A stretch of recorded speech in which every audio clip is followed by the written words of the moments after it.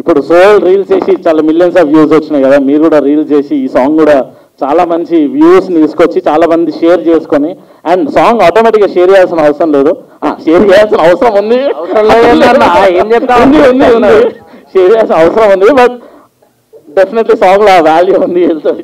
ఇప్పుడు భయపడ్డావు ఒకటేసారి అన్న ఏందన్నా షేర్ చేయకపోవడం అంటున్నావు ఏందని. ఏం లేదు, మన ఆస్ట్రేలియా పంచాయతీ ఉన్నది ఉంది అక్కడ చూసుకుంటా.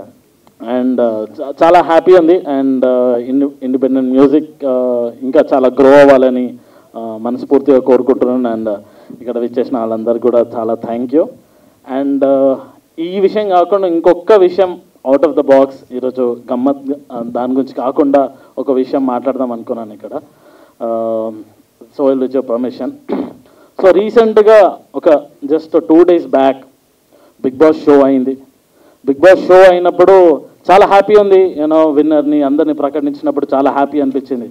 బట్ ఒక సాడ్ పార్ట్ ఏంటంటే బయటికి వచ్చాక ఆ కంటెస్టెంట్స్ కార్లు అద్దాలు వలగొట్టడం, ప్లస్ బయట రోడ్ మీద వెళ్తున్న బస్సెస్ని ఒక 6 బస్సులు ధ్వంసం చేసినారంట. ఇదైతే కాదండి, బిగ్ బాస్ ఎంటర్టైన్మెంట్ అనేది ఉంది, కానీ మీ అందరిని ఎంటర్టైన్ చేసిన విషయం నిజమే, దట్ ఈస్ రియల్లీ హ్యాపీ, మీ అందరం కూడా ఎంటర్టైన్ అయ్యాను.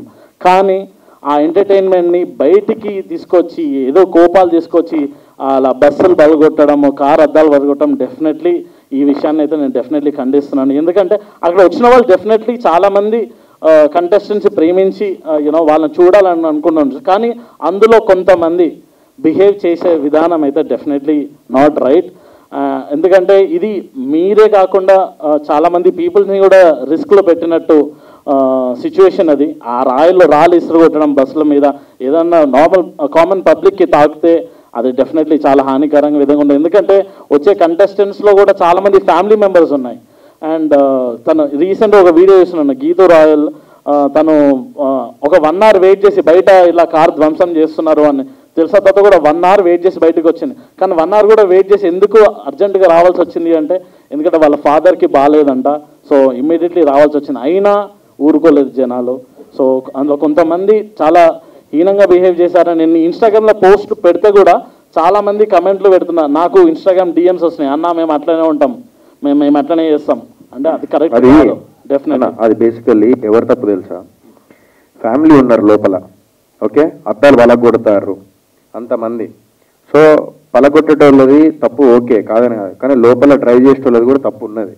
ఎందుకంటే వాళ్ళు రివర్స్ గేర్ వేసి బర్రనవి గుద్ది మళ్ళీ ఫ్రంట్ గేర్ వేసి ముంగటోళ్ళని కూడా గుద్ది పడేసుకుంటూ పోతే అప్పుడు సొసైటీ బాగుంటుంది. యాక్చువల్లీ సైలెంట్గా ఉండకుండా నేనైతే అదే చేస్తుండే, నా కారుని అద్దం పలగొడితే వాళ్ళ బద్దలు కలుగుతాయి.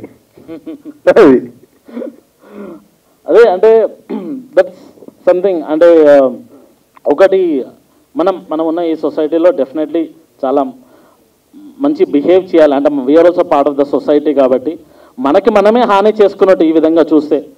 అండ్ ఇవన్నిటిని కూడా మనం జాగ్రత్తగా యూనో మనం అంటే ఒకవేళ మీరు అక్కడ ఉండనైతే అలాంటి పనులు చేసే వాళ్ళని కూడా ఆపితే బాగుండేదేమో అని అనిపించింది. So let's condemn this act and ఇంకోసారి ఇలా జరగకుండా డెఫినెట్లీ మీ అందరినీ కూడా రిక్వెస్ట్ చేస్తున్నాను. అండ్ ఉంటే చూస్తే కూడా ఎంకరేజ్ చేయకండి. అండ్ బిగ్ బాస్ని ఎంటర్టైన్మెంట్గా తీసుకోండి. Thank you so much. Hello అండి, నేను మీ Venkat. Please subscribe to India Glitz. Hi, నేను మీ Shweta Varma. Like, share and subscribe to India Glitz Telugu. Hello, నేను మీ Hameeda. Please subscribe to India Glitz. Hey, this is Sumant Ashwin. Please subscribe to IG Telugu. Comment చేయండి, share చేయండి and like చేయండి. Thank you so much.